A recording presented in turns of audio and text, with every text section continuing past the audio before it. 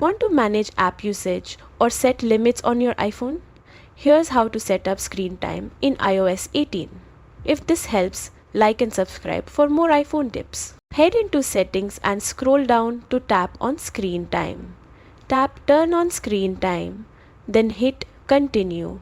Choose whether this iPhone is for yourself or your child. If it's for a child, you will be guided through parental controls like setting downtime, app limits, and content restrictions.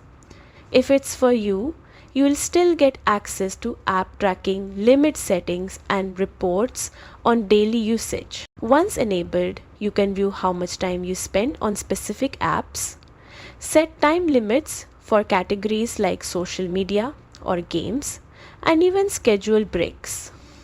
That's it. You've now got screen time active and ready to help you stay balanced. Found this helpful? Like and subscribe for more iOS 18 how-tos.